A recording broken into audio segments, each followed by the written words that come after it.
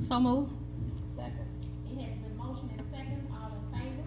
All opposed? Ayes have it, and the motion carries. Agenda item number 3, we come to the election of school board officers. Madam President, Wait, just one moment. At this time, we will hold the 2024 board officer elections for 3 separate positions, and separating the positions out. The positions are as follows: board president, board vice president, and board secretary. 3 separate positions: board president, board vice president, and board secretary. The floor is now open for nominations for president. Madam President, I nominate Dr. Moore, the President of the Board for 2024. Second motion. It has been motioned, Move. it has been motioned and seconded, all in favor? Aye. All opposed?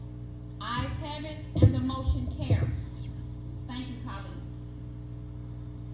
The floor is now open for nominations for vice president.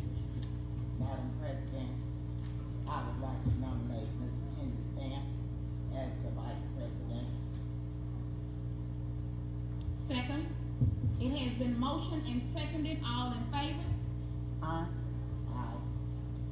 All opposed? Ayes have it, and the motion carries. The floor is now open for nominations for secretary. Madam President, I would like to nominate Ms. Jackie Lewis as the Board Secretary. Second, Hold, It- hold. all right. Thank you so much, Ms. Gill. I decline. Okay. I decline. Thank The you. floor is still open for nominations for secretary. Madam President, I move that we select Ms. Hilly as Board Secretary. Second. It has been motioned and seconded. All in favor? Aye. All opposed? The ayes have it, and the motion carries. Our 2024 GLCSD school board officers are as follows: President, yours truly; Vice President, Mr. Henry Fant; and Secretary, Ms. Alice Hilliard. Thank you all so much for your services thus far. All right. Election of the, next we will have on the agenda, item number 4, the election of the GLCSD board attorney. Floor open. Madam, The floor is now open for GLCSD board attorney. Madam President, I move to elect Attorney Carlos Palmer. Second? Second. Did you second, or No. were you asking for a second? Yes, I'm Second. asking for a second. Okay, it has been motioned and seconded. All in favor? Aye. nay, Henry Fant. Nay. All opposed? Okay. The nays have it, and the motion fails. The floor is now open for nomination of a board attorney. Again, Madam President, I move that we hire Attorney Derek Simmons for Board attorney for the 24 school year. Question. Question? During our work session, the question was asked, I asked the question, did we have any other applicants? And the answer was no. So, Well, at that time, Dr. Bailey had not put it out there for advertisement. And so, which does not mean that we cannot, move in a different direction. And that was a work session. Pardon me? That was at the work session. That was That after was. Dr. Bailey. No, that was after Dr. Bailey That's had correct, but gone. Dr. Bailey should have been one, or either one of us could have, opted to do an advertisement during the December or November session of 23, and that did not take place. okay, so does this board not have the opportunity to view resumes, ask questions? Well, MSBA gives each board the autonomy to move in the direction as it sees fit. It is not state law that we provide an advertisement. There is a motion on the floor, colleagues. Okay, question again. Question? I'm not talking about an advertisement. What I'm talking about is allowing the board the opportunity to view a resume, to ask questions. Well, as I recall, there were no questions asked in 2023. There is a motion still on the floor. But We this have a is resume. 2024. That's correct. In 2023, as it stands, there were no discussions in 23. There is a motion still on the floor. Second, it has been moved and properly second. All in favor? Nay. Aye. Nay. Nay, Okay, all opposed? nay. The ayes have it and the motion carries. Ms. Rimmer, please let the record reflect nay for Ms. Jackie Lewis and nay for Ms. Magdalene Abraham. At this time, Attorney Palmer, we thank you for your services for the 2023 calendar year. Mr. Simmons, Senator Simmons, will you please move forward? Thank you. Do you have any words at this time? Thank you so much, Dr. Moore. Please turn your mic on, Senator.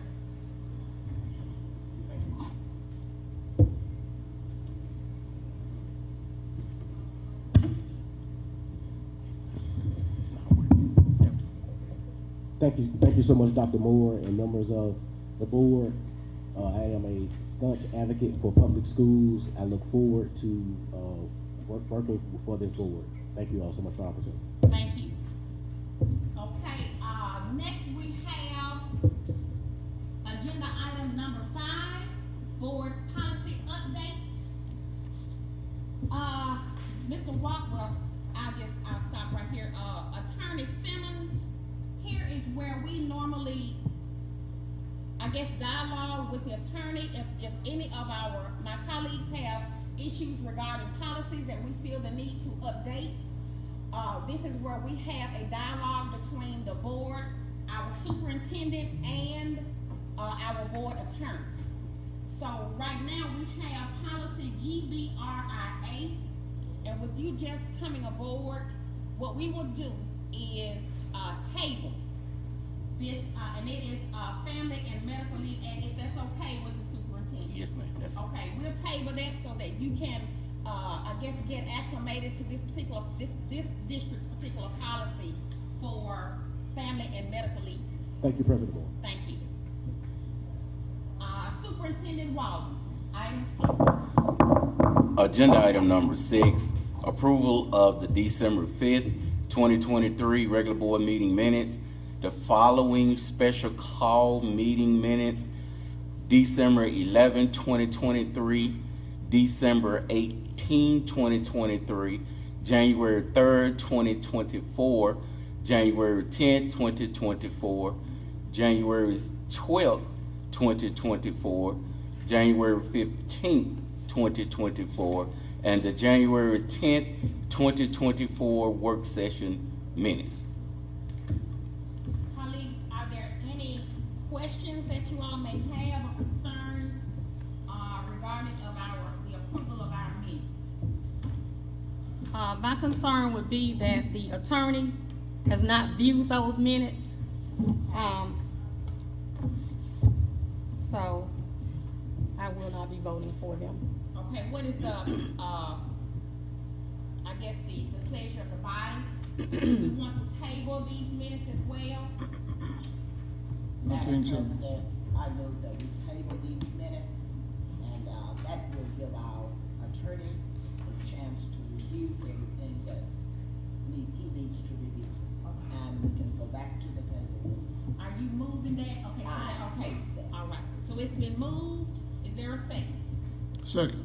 It has been moved and properly second that we table the minutes, presented to by our Superintendent Wallington. Okay, Superintendent Wallington, item 7. Item 7 is superintendent's report.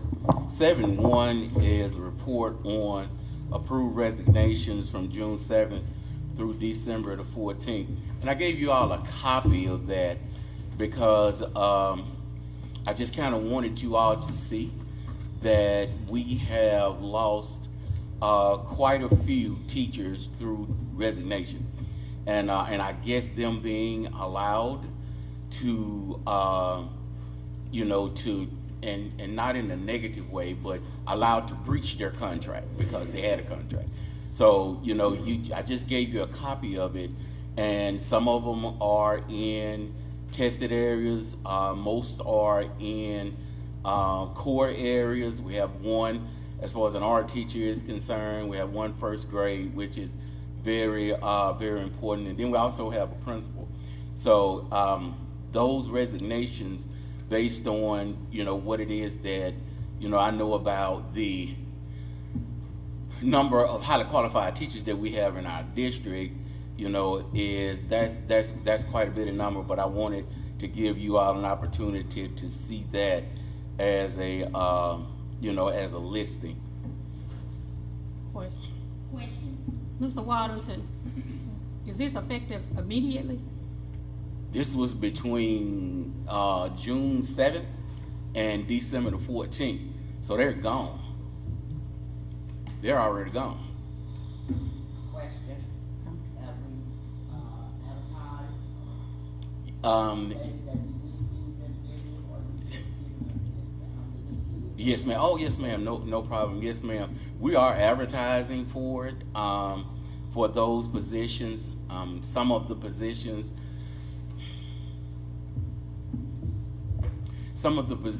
they've kind of consolidated in, some of the classes in the building, which put quite a few kids in the classroom. But we are advertising for it to find and be able to hire a quality English 2, English 4, and counselor, 7th grade math and 1st grade teacher at this point of the school term is going to be pretty tough. But we are advertising for it, and we'll see what the applications bring for those particular positions. I do have a question, Mr. Wallington. Do we not have teachers that we could probably provide a 1-year license to? Yes. From now until June 30th, possibly? Well, yes, we may have some applicants that we can do the 1-year license for, because basically the ones that we already have here that we've gotten 1-year license, they're teaching. They have a class load. They're doing what it is that they need to do. Now, as far as maybe you're asking about other classified people that we may, Right, okay. They may be degree holders. Right, exactly. We can definitely look into that. I can get HR to look into that to see if we have that, that option. Yes, ma'am. Maybe substitute teaching, Assistant teachers, yes, ma'am. Yes, ma'am. Yeah, and maybe long-term subs, if we have Yes. those that hold degree. Right, yes, ma'am. Question. Question, Ms. Lewis? Mr. Waddington, as far as this math, 8th grade math, 7th grade math, and then possibly English 3 and English 4, would it be a possibility, just until you find someone, maybe a teacher at another school could Zoom with a class and maybe you can have someone to monitor that class so that they won't continue to get behind? Right. Yes, ma'am. That could be an option. What I'm doing is I'm exploring every option that we possibly can, and I'm bringing forth this as far as the board is concerned because you know, if as far as my recollection, you know, in 22, 23, we were having quite a few teachers that were trying to breach their contracts after they signed them, and we had a strategy in place for them. You know, that they would receive a letter saying that if we find a suitable replacement, then they'll be brought to the board for you know, for that particular situation. And you know, these things, I don't know whether this happened that way, but I was just concerned, you know, that we had quite a few highly qualified teachers that were, you know, that were allowed to resign and left the district. So when you say breach, there was not an exit of the, You can, you know, and Attorney Simmons, you can help me with that. Breaching can be a negative thing, or it can be breached in the way that it should be, meaning that it was given an opportunity to go before the board and the board released them. That's still a breach of contract, but it was done the right way. Okay, I know some school districts that still send those teachers' names to MDE. If the board released them, they still send it down there because they literally. that would be day-to-day operations, we wouldn't know. Right. The Exactly. intricacies. Right, Each exactly. case. Yes, ma'am. So with that being said, you know, that's what I mean as far as breach. It's not a negative. If they went the right way, it's not a negative Okay. as far as breaching is concerned. But yes, ma'am. I have a concern about, Yes, I guess you say class sizes, and you're putting these individuals, in with other, classes or other teachers. Again, in your core areas, I don't think we want to do that. I think we want to make it so that our children will be successful in these areas by overcrowding, the classroom with, putting a case note on another teacher. That I don't think, that's a workable idea. I guess if that's the correct term, we need to really try to push finding qualified individuals. So, because we want our children to have the best, and the best is not always in an overcrowded classroom. So I'm just suggesting that we get on this ASAP as soon as possible. Advertise, get out in the forefront. Let's go to some of these fairs or whatever they're having at these schools and at these colleges. Put it out there so we can show that our district is here to service the children. Yes, ma'am. And we'll have all that in place. I just brought this to the point as far as that's concerned, is that here's my thought process. If you sign a contract with Greenwood LaFleur, you need to fulfill that contract. Because if you leave here, okay, and you decide you want to leave and you want to go to another school district, which you wouldn't tell us, but you want to go to another school district, that is doing this initial thing is doing the disservice for our kids. Because if you were hired for English 3, that means that we probably had 3 more applicants that we could have hired that may be still here. You know, we chose you, and with that being said, to be able to just up and leave our children like that.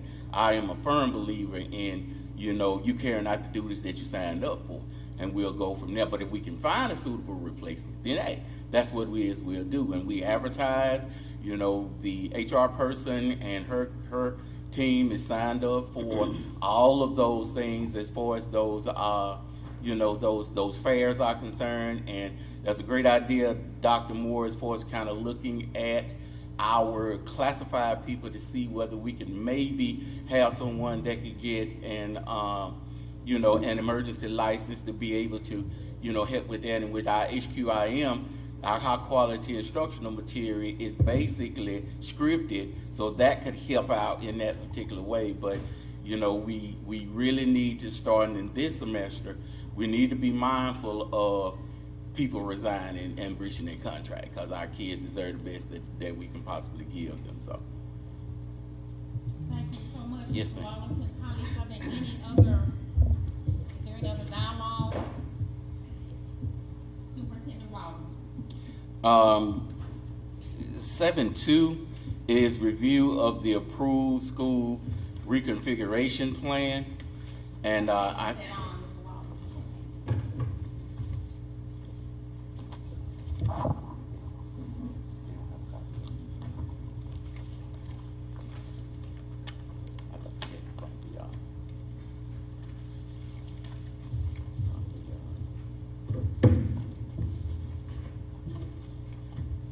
While Ms. Rimmer is getting a copy of that, because I thought you all had it in your work session, we can go to item 7.3.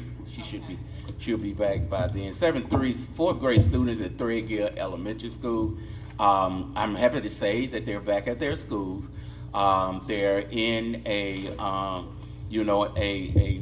very warm and comfortable area. It's different from where they were because of how our HVAC is going, but they're back in their schools today. I got in contact with Mr. Johnson, Principal Johnson, and he informed the parents that they will be back at their school, so they're doing really well when it comes down to that particular situation. Winter Mass Conference, I was informing you all of that particular conference, but since we had an opportunity to have an extended winter break, I decided not to attend that conference as far as, attending that conference. So I will not be attending that conference. As you see, it started on a Sunday. So, that's not going to be the case. But agenda item 7.5, Superintendent Parent Advisory Committee meeting. That meeting is still planned for January 30th, which is next Tuesday. I have gotten RSVP from those committee members, that was on the committee in 2023. So we will have that meeting here at the central office at 5:30 on the 30th. Agenda item, 7.6 is GLC budget preparation for 24-25. I wanted to inform the board that we are now preparing, as far as the budget is concerned, for 24-25. As the superintendent, it is my duty to make sure that I present to you all a balanced budget. Okay, I can't. I don't know if it's statute or policy wise, but I can't present to you all a budget with a budget shortfall. I have to present to you all a balanced budget. So with that being said, if we had 2 years ago budget with $600,000 shortfall, and this year I think it was a $700,000 shortfall. With the budget that myself, the team here, as far as the administrative team, including HR, including business, we're going to have to present you all with a balanced budget, and not balanced on the backs of the taxpayers, because again, we can go to the Board of Supervisors and act up to $4 million, but the thing is that as an administration, we have to make sure that we're doing our due diligence in making sure that we're doing the things we need to do, as far as balancing the budget. So what I'm saying is that to bring you all a balanced budget, there's going to have to be some very tough decisions that's going to have to be made. We can't, we don't buy enough, toilet paper, paper towels, ink, paper. We don't buy enough of that to balance the budget. When you're talking about balancing a budget that has almost $1 million shortfall, you're talking about the number of buildings that you have, and you're talking about personnel, okay? That's the only way that you will be able to do that. And with that being said, the budget that you all will receive will, you know, have an explanation of what it is that that we did to get to that particular point.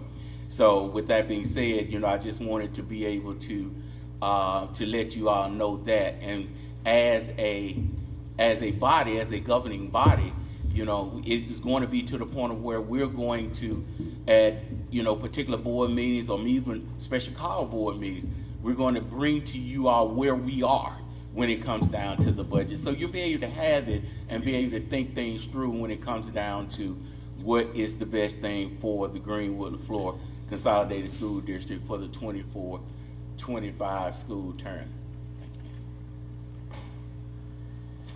Colleagues, are there any questions regarding the superintendent's report? Item 7 on our agenda. No, I have a question.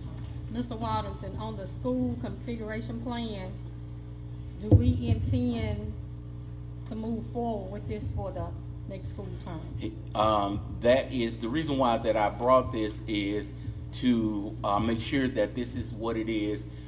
We have voted for it, it's been approved. If this is what it is, because there are deadlines that we have to meet with MDE when it comes down to this reconfiguration plan. And this, as you can see, is the 24-25 school. It's a phased in plan. Mm-hmm. So we have certain things that are going on as far as 24-25, and we would have to be able to meet some deadlines as far as MDE, as far as reporting is concerned. Then there are community meetings that has to be held concerning those changes that will be made and those things. So if that is still the will of the board, then we will be getting started with this ASAP, because one of the first deadlines for MDE is in February. So we will be getting started with that, you know, as soon as possible. And I will be working with our board attorney to ensure that we're heading in the right direction and we're covering all of our bases with the first year of this reconfiguration plan. I have a question, Superintendent. This is a draft. So yes, well, I think that we approved this as a draft. I know it says plan, but was the plan approved as a draft? I don't remember. But I do know that it was approved in, It was last year. Yes. I do remember that. I would have to pull those minutes to see whether it's approved as far as the draft is concerned. And I will get Ms. Rimmer to email that to you all to answer that question. Yes, ma'am. Okay, if it was approved, because I do see on this, well, in the front page, there's a D, and then a draft number 1 on that back page. If you all will refer to the back page, it says draft number 1. I want to just make sure that it is a plan, but if this is the final document of a plan or a draft Yes, of a plan. this is the final document, because it was brought to the board several times as far as you all looking at it, and then we revised it and we came back and we revised it and we came back, and you know, and then it was board approved by majority vote. I don't think it was unanimous, but I think it was a majority vote. Was approved. Yes, ma'am. Yes, ma'am. It was. Yes, ma'am. I just want to make sure, because I just, you know, with these type plans, I don't think is there ever a final draft? Reconfiguration plan? It is not, because once you get into it, you know, and start doing it, we may have to come back to the board and say, you know, that we need to make an adjustment to exactly what we have, simply because of the fact that, you know, once we got into the meat of it, once we met and spoke with the community or spoke with MDE, we had to make some adjustments to it. So yeah, but we will be bringing it back if need be. I just want the record reflect that if it has to be changed again, it was approved. Yes, ma'am. But I think I recall it was approved as a draft, and just for us to make sure Okay. that. Yes, ma'am. Yes, Yes, we ma'am. align with that.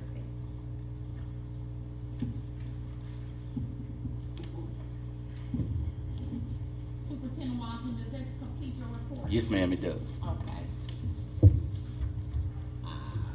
Chair will now entertain a motion to approve the superintendent's report as it was presented? So move. Second. It has been moved and properly second. All in favor? All opposed? The ayes have it, and the motion carries. Mr. Wallace. Agenda item number 8, 16 section report. Ms. Washington. Ms. Washington on the screen.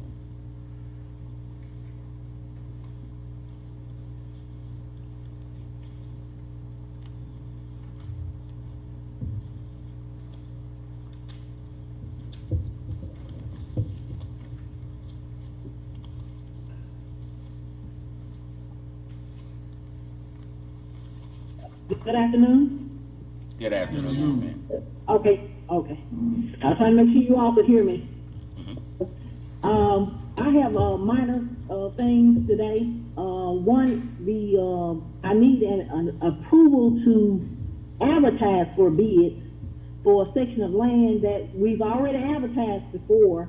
But this is the land that we had a problem with getting access. So we want to go ahead and try to do the bid again. Advertise for a bid again, and it's for 1617 1 East. It's 229 acres.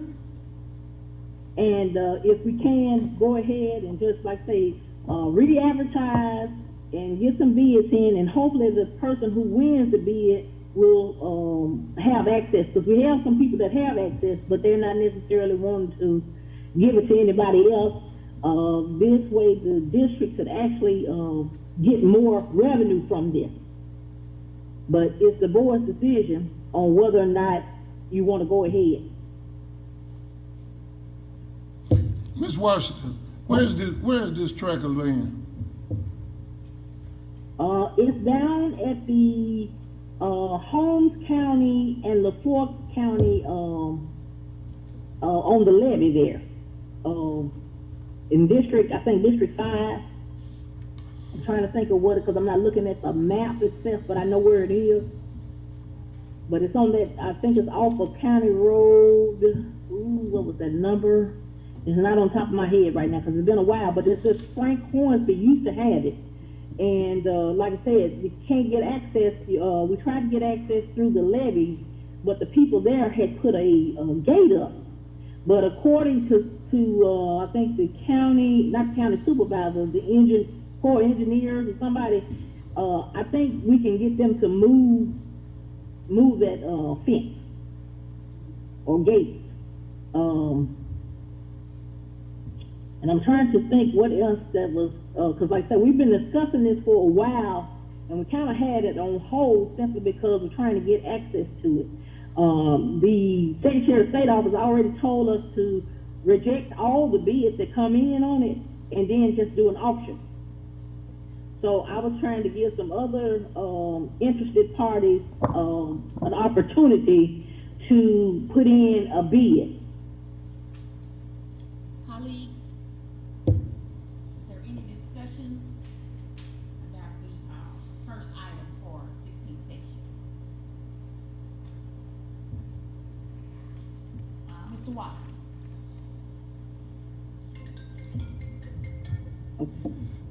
All right, so okay, go Yes, ahead. yes, ma'am, go ahead, you're fine. Okay, I was, well, I don't know if y'all do one at a time, or and the second one is just a name change. Yes, we're doing one at a time, Ms. Washington. I apologize for that.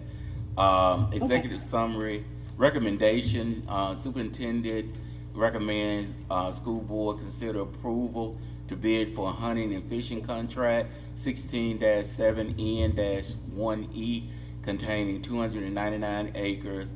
Prior contract held by Frank Hornsby, paying $5,000.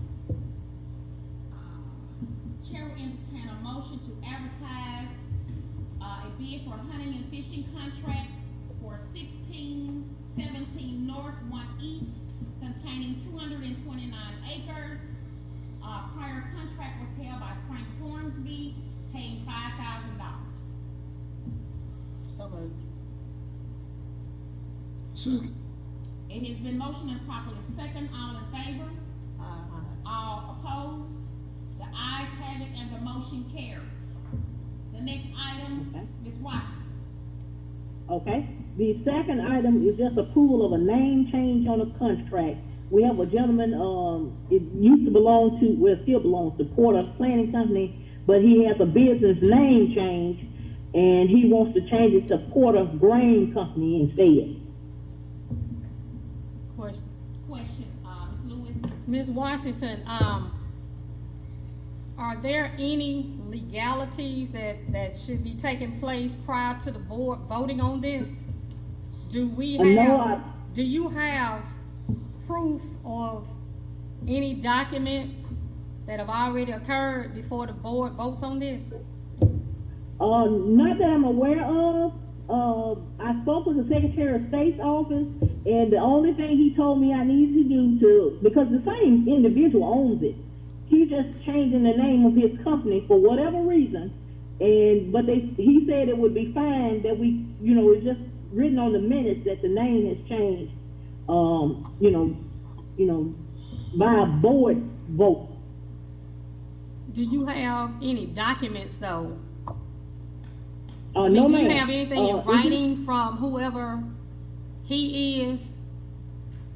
No, and as a matter of fact, we have a lot of companies right now. The farm name may be this, but when they come to pay, the farm name is a whole different name that they're paying from. So it's kind of like a common practice.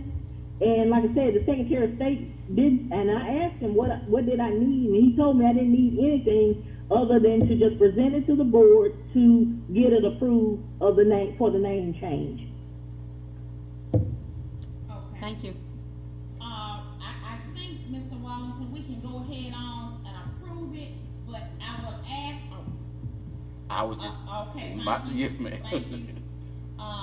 Senator Simmons, can you please give us a little guidance regarding this? Yeah, Dr. Moore, I agree with Ms. Lewis. If there's been a name change, the Secretary of State office is the actual best place that will show that name change. And I would advise the board to just table it so that we can have the documentation just to reflect the proper name change. So when the board take the action, it will be subsequent to showing the change with the Secretary of State's office. So that entity, if it's changed its name, it will be reflected with the Secretary of State's office. Thank you so much. And it will be effective at a certain date, and you'll be able to see when that change was made. Okay, thank you. Okay, so, colleagues, we're going to, I guess we can motion to, table this particular item on 16th section. Madam President, I move that we table this item. Second. It has been moved and properly second, all in favor? Aye. All opposed? Ayes have it, and the motion carries. So at this time, we're tabling that particular item, and we'll, colleagues, and we'll come back to that. Okay. Just a minute, Superintendent Walton. Senator Simmons, do you have a packet, a board packet? I do not. Okay, Ms. Rummer, can you give him a board packet, please? Thank you.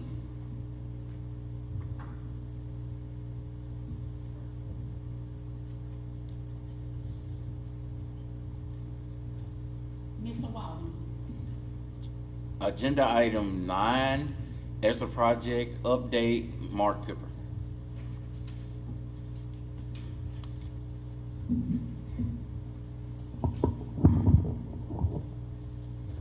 Good evening. Can you hear me? Happy New Year. Thank you, thank you. You guys should have a report in front of you. Projects, I do have one action item that I'll take again. But first on our projects, first the toilet renovation project. We're actually, I guess, complete with that work now. We have scheduled the final inspection and punch list review tomorrow. So hopefully all that work will be approved, and if there's any other outstanding items, they'll address that. The contractor, Upchurch, is working on gathering the closeout documents for that work, and we'll hopefully have that closed in the next couple of weeks. I'm going to skip HVAC to the last one. On your window project, as you remember, that contract got awarded. We were actually scheduled to begin work on January 15th, but the weather, Mother Nature had different plans. And unfortunately, because of that weather, it delayed it a little bit further than we had hoped, and he'll actually start work on that January 31st. Some material is scheduled to arrive. They'll have the trailer and get that going. On our carpet project, that work is progressing. We are substantially complete at Greenwood Middle. That area has been punched. They are working the punch list. The floors have been waxed, or should have been waxed this week. They'll be moving in there. Career Tech is reportedly substantially complete. They are punching that Wednesday. And pending how that punch list goes, that area will be waxed as well. The contractor's also working at Threadgill Elementary, Threadgill Primary, where they can, and also started, I think this week, they should be doing demolition at East. So they're making some progress there. At Threadgill Elementary, we did run into a couple of issues. We found, I believe, one room potentially has some asbestos-containing materials that we're looking into to make sure whether or not that is asbestos. And we also ran into 2 labs, I believe, sustained some water damage about a month or so ago, and that may require some work to repair the water damage before they can proceed with that. But they are working where they can. So that one's going fairly well. We have our monthly project meeting with them Wednesday, so we'll know some more information then. Finally, on the HVAC project, they are still working there where they can. Work is primarily focused at Threadgill Elementary. I know that we've turned on the air and heat in 2 wings, hopefully a 3rd wing. They're starting on it.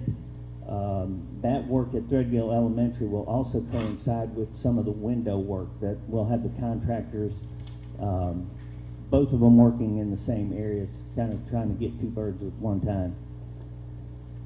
They have also done about all they can at Threadgill Primary. As you remember, there was an electrical issue, and I'm going to talk to you about that again. But they've done what they can there. They are doing some things at Greenwood High School when they can, but again, the primary focus on HVAC is Threadgill Elementary. Once they finish that area, and they should be finished late February, early March, hopefully wrap that one up, they'll turn their attention towards Bankston. That'll be the next highest priority. If you remember at Greenwood High School, they were working, but that had the electrical change order that you approved some time ago. We're still waiting on that electrical. It's actually not due to arrive till much later this year in 2024. So it's, Greenwood High School is kind of at the mercy of that electrical work. With that, I just touch on the budget real quick before I go to the action item. On your budget, as I had mentioned last time, the overall budget for ESSER 2 and 3 is still the same, about $29 million. If you remember, the district did move some monies between 2 and 3, and so those numbers changed a little bit, where ESSER 2 moved from 11.5 to about 14 million, and ESSER 3 changed from about 18 million down to about 15.4 million. But again, it's still your 29 million. And I would point out again, as of today, we still have about $800,000 of that ESSER money that's not been assigned or dedicated to any one project. It's kind of still sitting in that ESSER bucket, which leads me to the action item that I'd like you to consider again. As you know, I've come before you, I think maybe 3 times, maybe 4, to talk about this change order electrical at Threadgill Primary. Similar to what we had at the high school, you have some electrical issues that I would consider a latent condition that weren't known. The engineers did what they could do, evaluating what was existing based on field observations, existing drawings. Once the contractor got in there and did further investigation and actually opened those panels to see what was inside, we determined things were different. It requires a change. We're asking for $114,732.59 to address those change order items electrically. One of the things I maybe have failed to point out is, if this work is not implemented, that equipment that's been installed will not be functional. You won't have new heat and air. One of the consequences of that is, if you don't do it, and that equipment's not put into service, you will have to expense that against district funds, pay for that work out of district funds. It's no longer applicable to be paid for by ESSER money. At Threadgill Primary, I believe the work is somewhere in the neighborhood of $2.8 million. The area that's impacted by this electrical change, it's a rough estimate based on the schedule of values, but you're looking in the neighborhood of $500,000 that the district would have to expense out of your district funds if you don't put this equipment into service. Another option would be is to take that equipment and use it elsewhere. That could be done. But in order to do that, that would also require a change order to the engineering firm to try to figure out where you could use that equipment, and then pay the contractor to remove that equipment and install it somewhere else.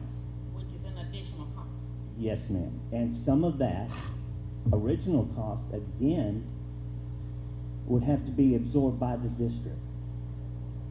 So once again, I would ask that the board approve this change order of $114,732.59. And what that will do is reduce your ESSER funds that you had available. I just mentioned we have about $816,000 unassigned. That would reduce that to, roughly $700,000. So that's the money you're trying to tap into, that 800,000. Yes, ma'am. So it's not coming out of district funds. This HVAC project cost of $114,732.59. Yes, ma'am. And I would point out that all of that is original scope as approved by, I say the board, obviously some of you weren't there, but this is what was approved way back in, 2021, even before I was here. Yeah, but it wasn't approved with this additional order. No, ma'am, that's correct. Right. Related to that change, let me also point out this. At Greenwood High School, the district had requested that the mechanical equipment pads where this equipment's going to sit be relocated other than where it was for design. And that request has come from the district through Mr. Howard. I don't know exactly who. I'm presuming him. And that requires some minor site adjustments as well as some minor electrical and utility relocation of equipment to facilitate that new location, and even a little adjustment of your gutters and downspouts. That costs us $3,800. That's also something I brought up to you whenever we brought up this electrical change, and that brings that total change order to $118,532.59. So again, if you have any questions, I'll be happy to try to answer them, but I hope that I could get your approval for that change order tonight. So these are two different Items, yes, ma'am. items at a total over, looks as though almost 300,000 plus. Is that correct? No, ma'am. $118,532. Oh, that's the total? Yes, ma'am. Oh, okay, I see. You're adding 3,000. Yes, 3,800 to the electrical. But you're asking to tap into that 800,000. Yes, ma'am. It would reduce your available unassigned ESSER funds from 816,000 to just under 700,000. So when you say minor site adjustments, what does that mean?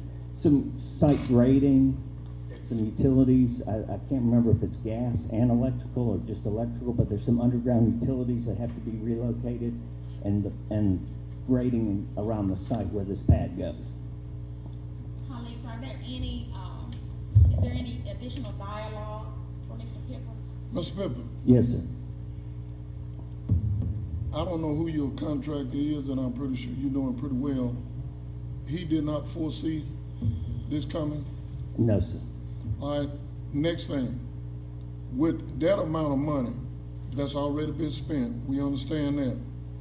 Is there any way you can eat part of that? Because that's a lot of money. And we got a lot of work to do in this county with a lot different buildings. Well, what I would suggest to you there is, Upchurch Plumbing, who's doing this work for you,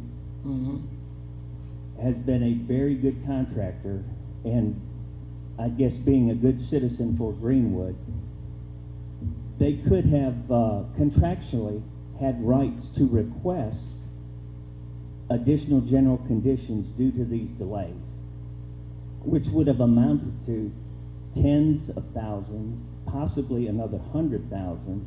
Likewise, even for the electrical change order that you had already approved, I would tell you that most contractors would have exercised their right under that contract to incur or receive those additional funds. Upchurch hasn't asked for that. So they've saved this district by what they've offered to you here, tens of thousands, if not more. I think they've been a very good contractor, and they've admitted, you know, they live here. This is their community, and that's their offer to help out this district and do it basically for the costs that are being incurred by their subcontractors. I don't have no problem with Upchurch. I know they've been in this area for a long time. I've been in this area for a long time, but you told us that you were in charge of managing our money. Yes, sir. Is that true? Yes, sir. What can you do? All I can do You is continue. can't do nothing. No, sir. So, No, we're not the contractor. We're not the engineers. I'm basically your project manager. I'm trying my best to find out what is not understandable about what Mr. Pipper is saying. You have to have the change order for us to progress. And it's not that we don't understand. Well, it sounds like you don't. well, I mean, you know, everybody got their own opinion, but the only thing that I'm saying is if I contract you to come in my house and remodel my house and you give me a figure, then I understand there might be some little things that come up, and I'm pretty sure you will tell me that up front. But any contractor or any architect can pass by a building, and on the corner of that building, you got that plaque out there as when that building was built. They can just about tell you what type wiring and what type HVAC's in that building. Am I on the somewhere in the ballpark with saying that? I can't answer that question. I mean, what can you answer, Mr. Pipper? That's the only thing I'm saying. You're saying that you are in charge of taking care of our money. That's Yes, what sir. you're saying. That's right. Okay, so if you're in charge of taking care of our money, then we need some explanation. And when I ask you a question, you don't really know.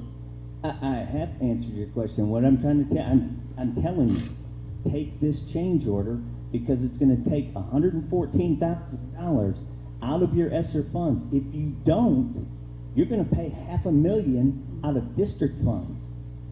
That's my advice to you. That's my recommendation. I've tried to make it 4 times to this board. That's the best decision you can make. If you don't, you're going to cost your district at least $500,000. I don't know how to make it any simpler. Thank you, Mr. Pipper. Are there any more? Ms. Lewis? I mean, I was gonna say something along the same lines. I don't think this district can afford $500,000 out of district funds. Ms. Lewis, everybody at this table can count. And everybody at this table has an understanding of what Mr. Pipper is asking. And it's not that we're trying to be difficult. It's just that when you have this type of money, to me, it's I don't know, it's a lot of liability, and I don't know anything about contracting. I don't know anything about that. I let those that have that expertise do that. But, you know, I just, as a district, we are doing the best we can to be good stewards And over the funds that we do have. And I would tell you the best decision to make is to do this because then you will have a functional HVAC system in your school. If you don't, you will not, and it will cost you more money. We've heard you loud and clear. Last question. Yes. Last. Would that take care? Is that all you need? Would that absolutely take care? Would you be able to walk out there without asking for anything else? I can't foresee the future. What I can tell you is everybody that's looked at what's out there, this will get you done. The equipment is installed. Your HVAC mechanical equipment is in place. To the best of my knowledge, at this point, I can't foresee any other problems, but Mr. Pipper, I just need from you a simple answer. Would that get it done? yes, sir.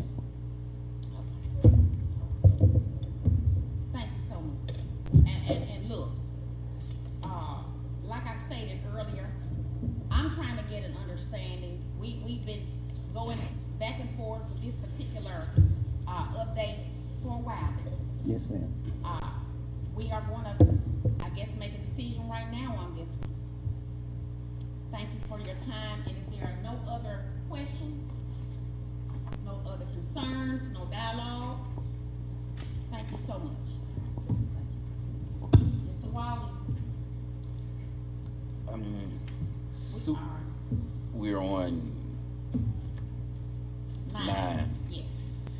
The superintendent recommends school board consider approval on the following: HVAC project, approved change order 04 for electrical issues at Threadgill Primary. Cost is $114,732.59. Also, relocation of mechanical court at Greenwood High School at owner's request. The new location requires additional site and utility work. Cost $3,800. Total change order cost is $118,532.59. Chair will entertain a motion to approve the HVAC project change order 04 for electrical issues at Threadgill Primary. Cost is $114,732.59. Also, relocation of mechanical court at GHS at owner's request. New location requires additional site and utility work. Cost is $3,800. Total change order cost is $118,532.59. So moved. Second. It has been moved and properly second. All in favor? Aye. All opposed? The ayes have it, and the motion carries. Next item, Mr. Walden. Agenda item 10, public comments.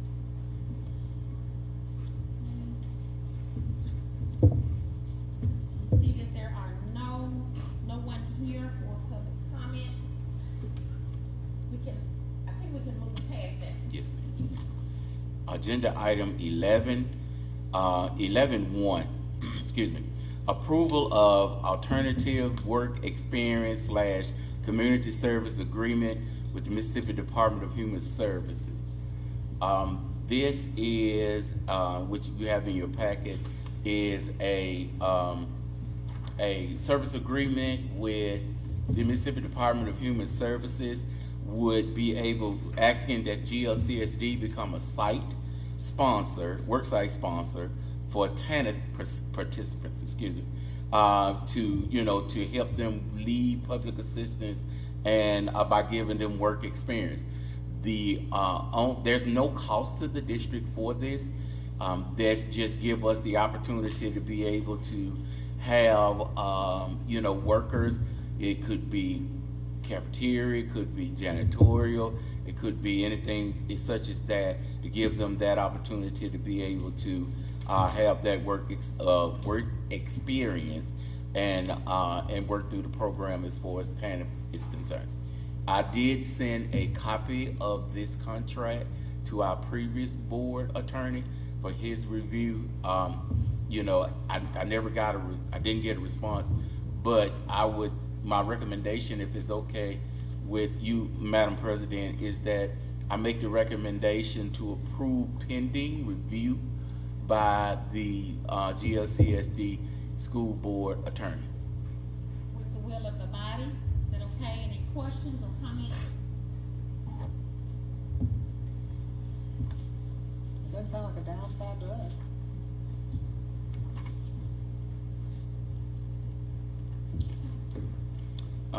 Recommendation: the superintendent recommends the school board consider approving alternative work experience / community service agreement from the Mississippi Department of Human Services, pending review and approval from school board attorney. So moved. Oh, I'm sorry. Chair will entertain a motion to approve the alternative work experience community service agreement from the Mississippi Department pending review from, board attorney. So moved. Second, it has been moved and properly second, all in favor? All opposed? Ayes have it, and the motion carries. Mr. Walton. Agenda item 11.2, approval of Superintendent Wallington as an authorized signer on all bank accounts and to remove Charles Brooks from these accounts. Any comments from the body? Mr. Walton. Superintendent recommends school board consider approving James Johnson Wallington as an authorized signer for all GLCSD bank accounts and to remove Mr. Charles Brooks from those accounts. Chair will entertain a motion to approve James Johnson Wallington as an authorized signer for all GLCSD bank accounts and to remove Charles Brooks from those accounts. So move. Second. It has been moved and properly second, all in favor? All opposed? The ayes have it, and the motion carries. Mr. Walden. Do we need to do 11.3? Is here. 11.3, approval of the memorandum of understanding from Attorney Carlos D. Palmer. Okay. Well, we didn't amend the agenda, so in the very beginning, so we'll just have to carry it through. Yes, ma'am. Recommendation. Recommendation. Superintendent recommends the board consider approval of the memorandum of understanding from Attorney Carlos Palmer for January 16, 2024 through January 16, 2025. Chair will entertain a motion to approve the memorandum of understanding from Attorney Carlos Palmer for January 16, 24 to January 16 of 2025.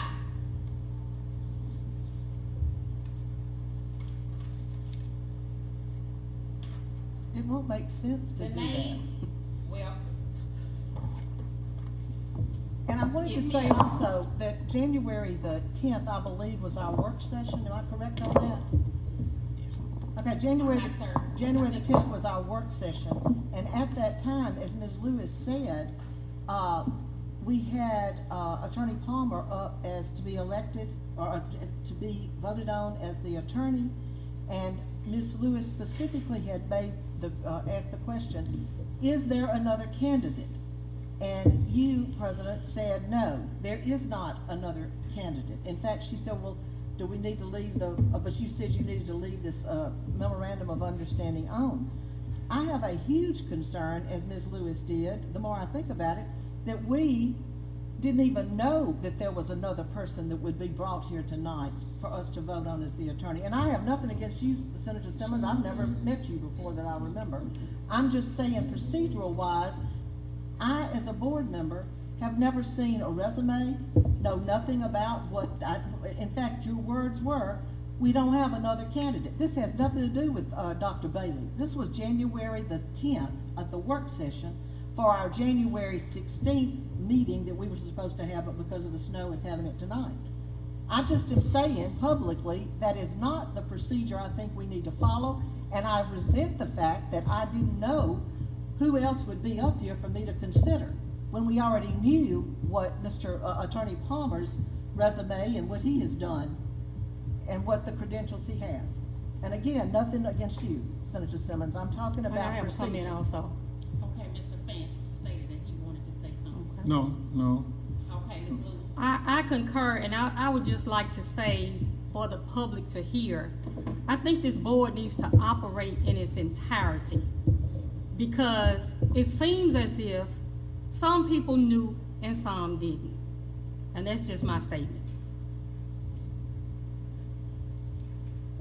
Attorney Simmons, can you please guide us on how we will handle this particular item? Since we did not have a motion, how do we handle this? Of a motion, thank you. Superintendent Wallington, this particular item dies for lack of a motion. Thank you. And all comments are duly noted. agenda item 12, consent agenda. And I'll just read the agenda items title. 12.1, request to transfer CTE equipment. 12.2, approval to open bids and select an RFP for E-rate for 2023-2024. 12.3, consideration of the Delta Area Association for Improvement of Schools Agreement. 12.4, approval of quote for underground leak at Threadgill Elementary School. 12.5, approval of Zoom renewal. Colleagues, we have 12 items, 5 items under consent agenda. We are available to, well, I guess we should have discussed if you had any further discussion at the work session.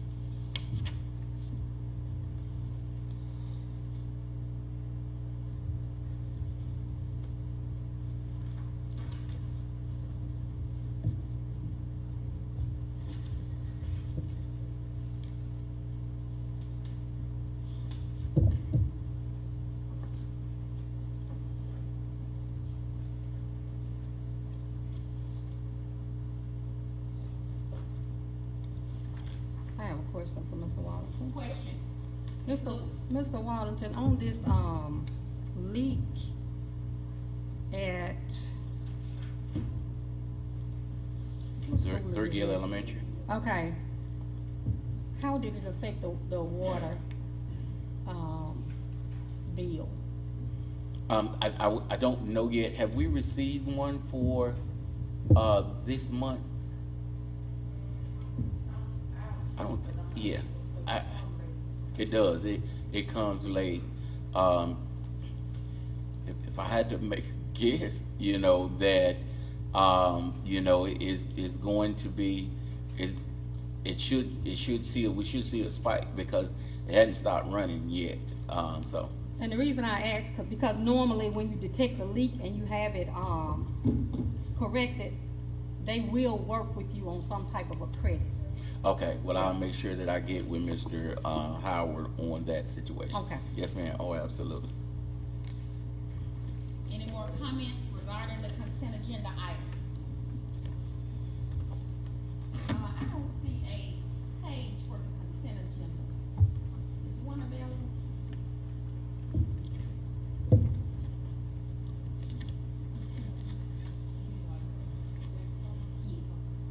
No, it's just, All right. yeah, it's an executive summary for each one of them. Yes, ma'am. Mr. Walden. Superintendent. Okay, superintendent recommends the school board consider approving agenda item 12 consent agenda, agenda items 12.1 through 12.5. Chair will now entertain a motion to approve the consent agenda items 12.1 through 12.5. So moved. Second. It has been moved and properly second. All in favor? Aye. All opposed? The ayes have it and the motion carries. Mr. Walden. Agenda item 13, personnel. Personnel 13.1, approval of the 2023-2024 personnel report.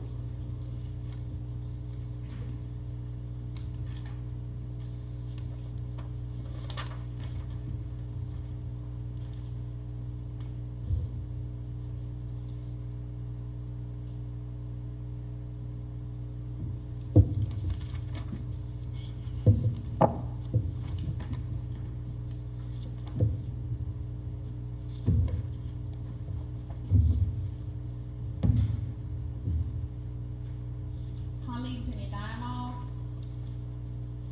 Mr. Walden. Superintendent recommends school board consider approving the 2023-2024 personnel report. Chair will now entertain a motion to approve the proposed certified and classified personnel recommendations for the 23-24 school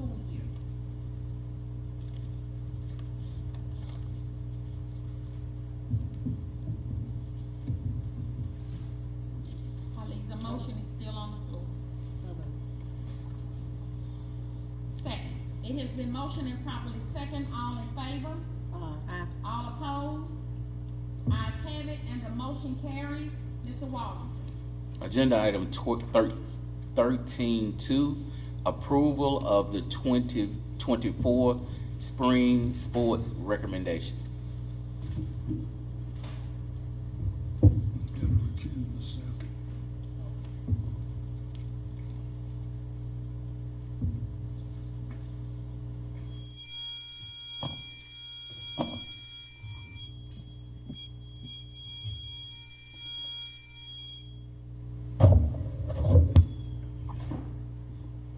Ms. Rumor, let the record reflect a recusal from Mr. Henry Fancy.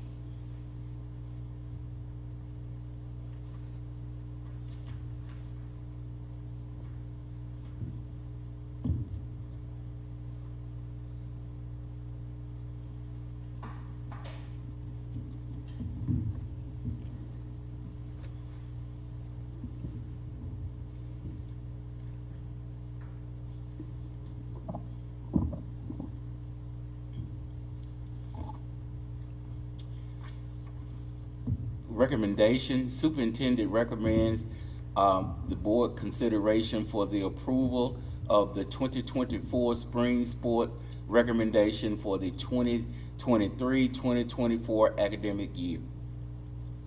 Chair will now entertain a motion to approve the attached 2024 spring sports recommendations for the 23-24 academic year.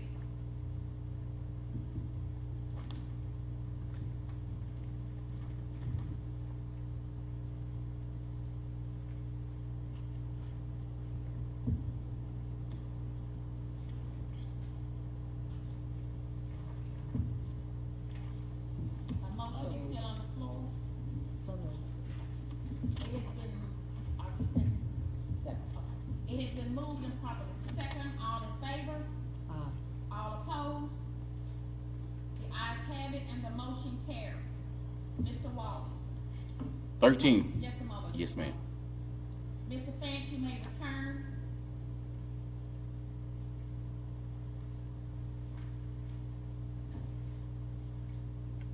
Mr. Walden.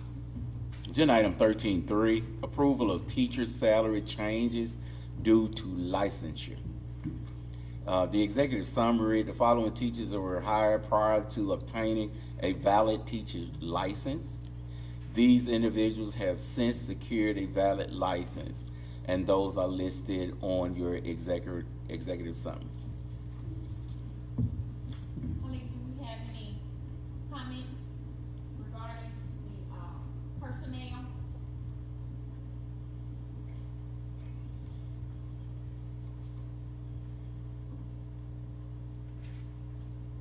Mr. Walden. Superintendent recommends the school board consideration to approve the salary change to reflect teacher pay with valid teacher licenses as of the beginning of the second semester. Chair will now entertain a motion to approve the salary change to reflect teacher pay with valid teacher license as of the beginning of the second semester.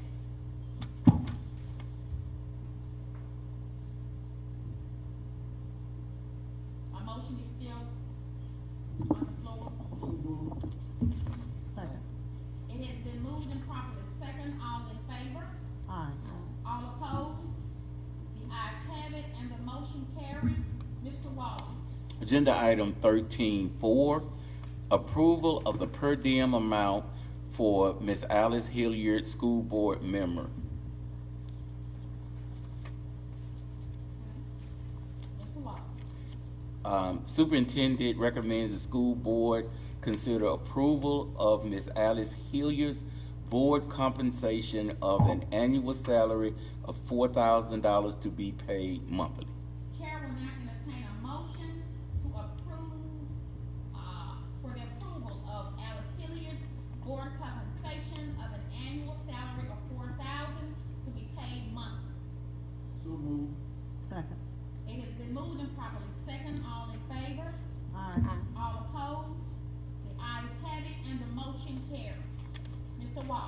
Agenda item 14, financials. 14.1, claims. 14.2, statement of revenue. 14.3, statement of fund balance. 14.4, statement of expenditures. 14.5, current budget status. 14.6, cash flow statement. 14.7, combined balance sheet. 14.8, bank reconciliation. Colleagues, I will allow you all to peruse the monthly financial report.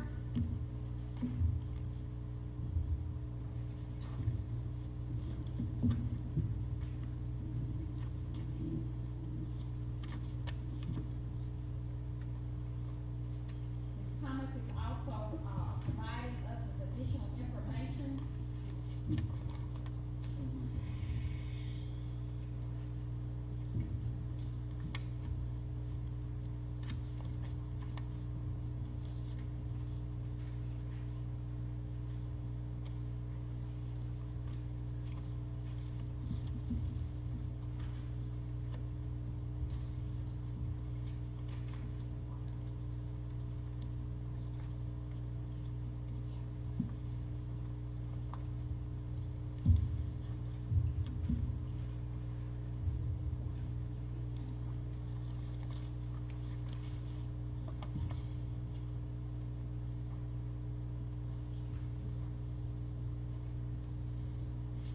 I do have a question, for Ms. Thomas.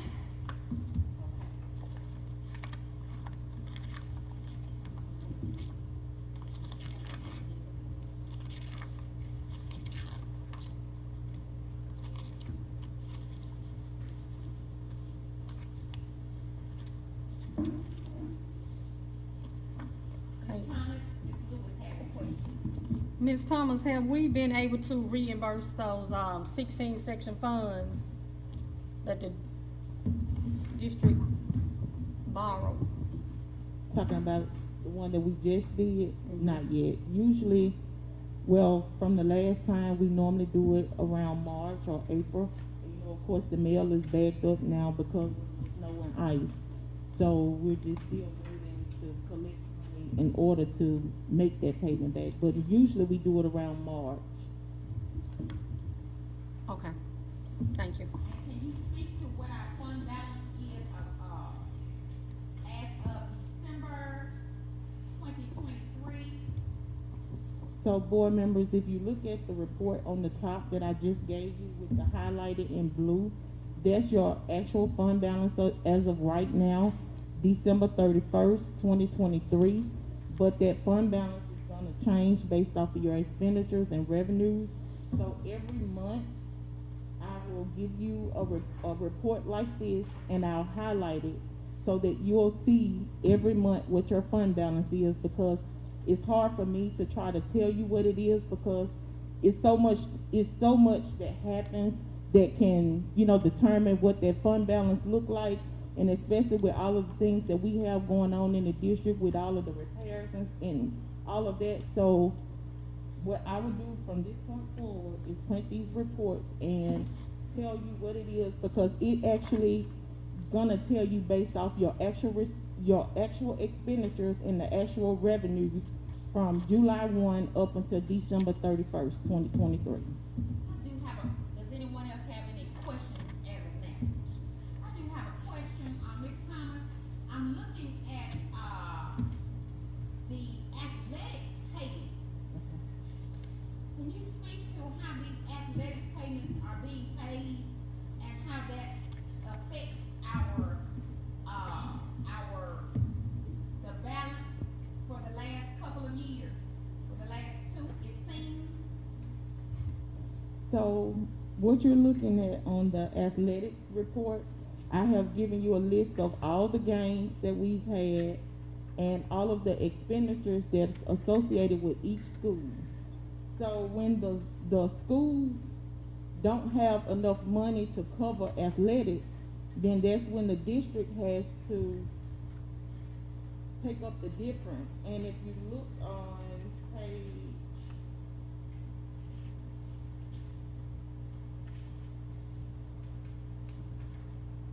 if you look at page 5, overall total of what the difference between the revenue and the expenditure as of January the 16th. This form? Yes, ma'am. So I You do see where it recall- says overall total, and then when you go over to the side, and that's gonna include every school that we have athletic activities in. And that's not your coaching salaries or anything like that. Okay, so so I'm looking at, so this is what we brought in? No. So this is what has been extracted? That's your balance with the outs and ins with the revenues. But if you go, just like the first page, Greenwood High is the first school there. If you look at the total, that's how much Greenwood High has generated as far as revenue. When you see total and it's in bold print, and then when you go down, I did expenditures for them. But if you look at the expenditures, they're in the whole $23,505.61, just that one school. So that's why I broke it down by each school so that you can see the revenue base minus the expenditure. So that way it gives you an idea. I do recall a report of this nature provided us to us last year, and I'm wondering, so, when we have our total that we have generated versus our expenses,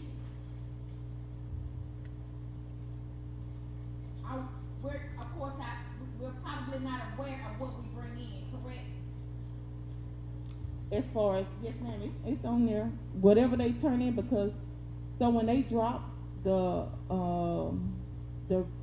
bank bag, my office goes to get it. Ms. Williams, the officer takes her to go pick it up, and we verify the money according to the ticket.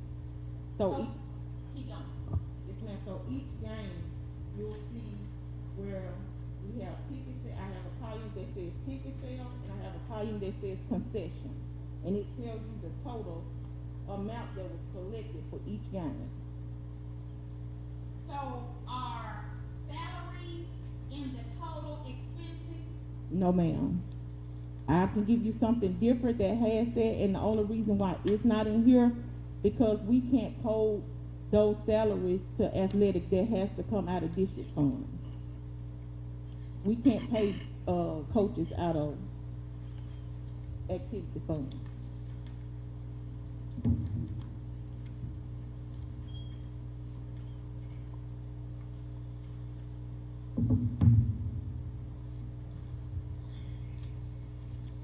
So I'm just trying to figure out, if we're paying athletics out of district funds, how does that equate? That has nothing to do with what with revenue, what we generate.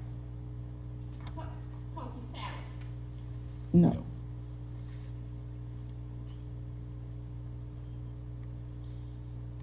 Have we considered, are we overpaying coaching staff? And too many, if you ask me. Ma'am, well, there has not been a, since I've been here, like an audit to look at, I know that the number of students that we have is going down each year, right? So, coincidentally, that means that the number of students that you may have on a football team or something may go down as well. So, you may not need as many of the coaches, that you have. I know that the salaries, the stipends for the coaches have not changed in the 2 years that I've been here. But I think that one of the biggest issues that we have,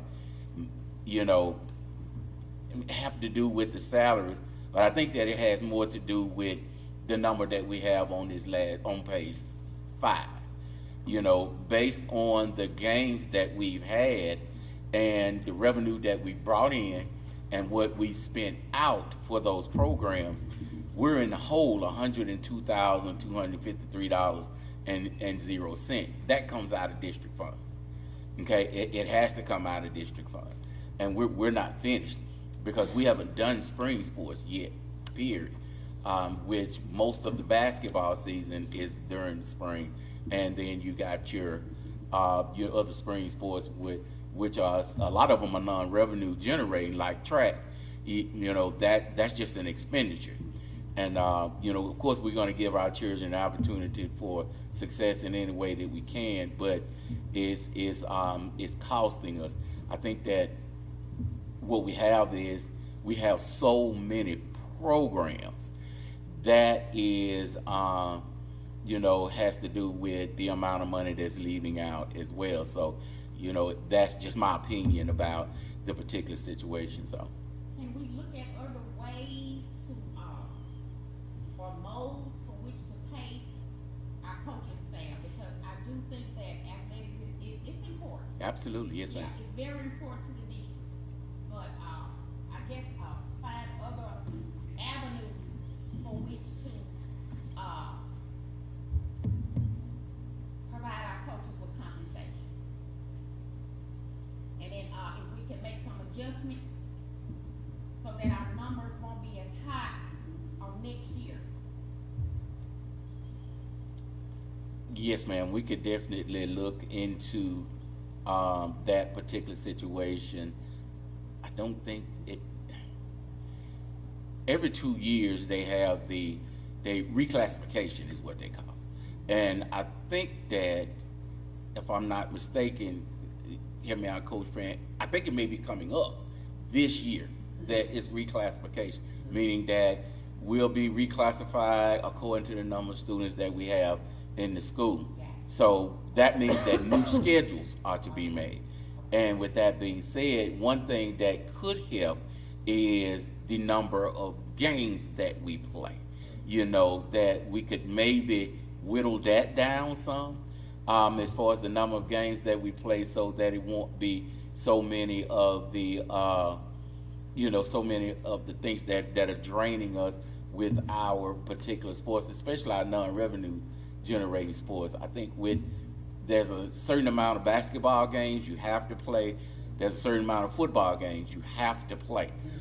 Right, yes. And, so we may look at it in terms of that. So, but yes, ma'am, I think this year gives us an opportunity to kind of look at things a little bit differently. I have a- Any more comments? I have a question for Ms. Thomas. Ms. Thomas, on this, activity fund, it's for the primary school. I'm looking at this balance. Is there like a, I guess like a cutoff point of what your balance should be in an activity fund? There's no page number. Not to my knowledge. Okay, because it's,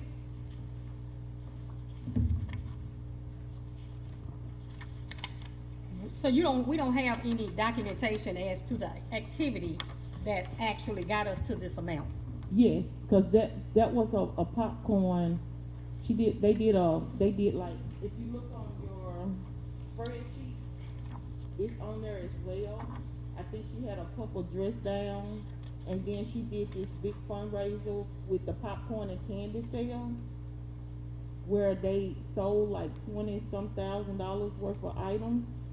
They just have to give the vendor the vendor gets 40% and they get to keep the 60%. So have they already been paid? Not yet. We're Okay. waiting on the invoice. for Okay. them. So that's why it's, Yes, ma'am. okay.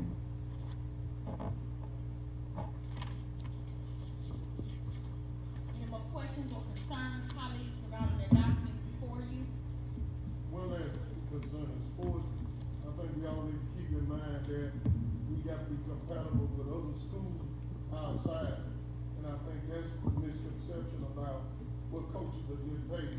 If you are a 4A school, there's a category that you fall in, all 4A schools. It's not all the way to the T.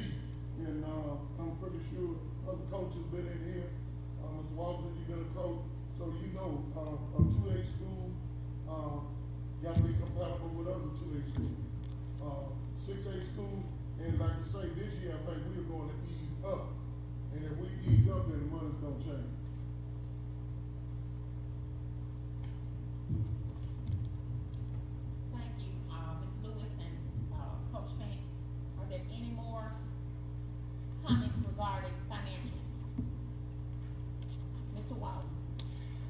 The superintendent recommends the school board consider approval of the November financial reports and the payment of claims 957-232 to 957-466.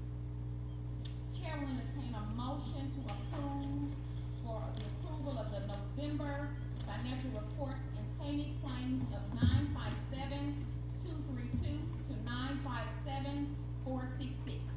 So moved. Second, it has been moved and properly second, all in favor? Aye. All opposed?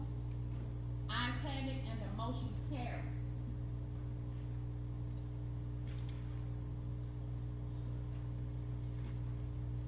Okay, Mr. Wallington? Okay. Agenda item 15, consideration of executive session.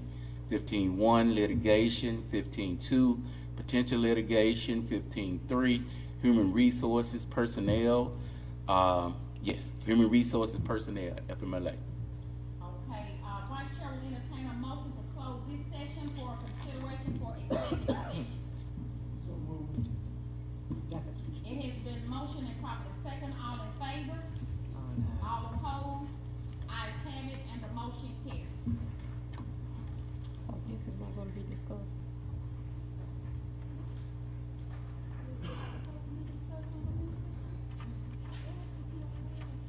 Oh, why don't, she just passed it out.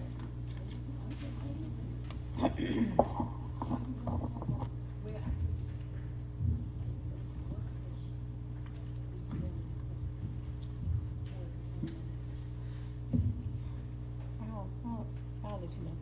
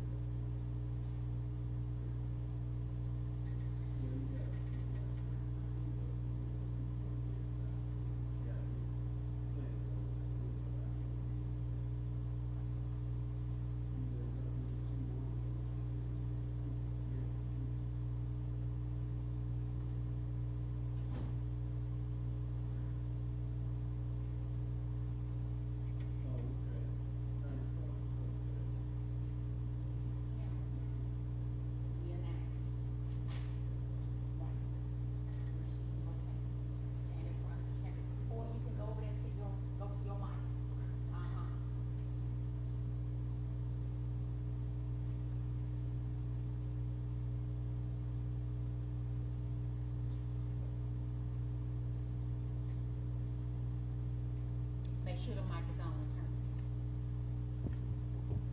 Can you hear me? Okay. The school board has entered into executive session to discuss litigation regarding a personnel matter, potential litigation regarding a personnel matter, as well as a human resource personnel matter regarding FMLA.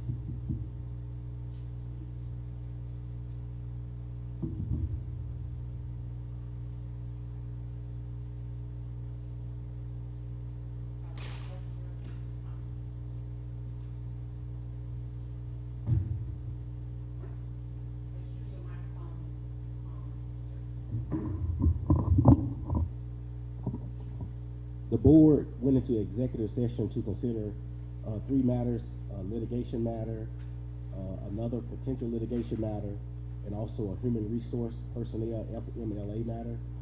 Regarding the first litigation matter, the board directed the board attorney to work with an employee of the district's attorney to try to resolve the pending matter in the best interest of the district. Regarding the second potential litigation matter, it was just discussed by the board, a recent ruling that the district received, and some correspondence regarding that recent decision from a court by the board attorney as well as an insurance attorney. No action was taken.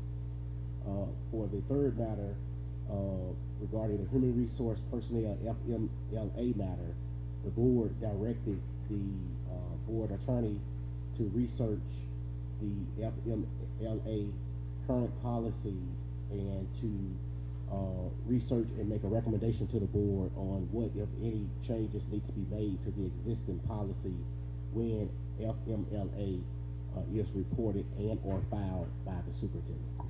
Those were the actions taken in executive session.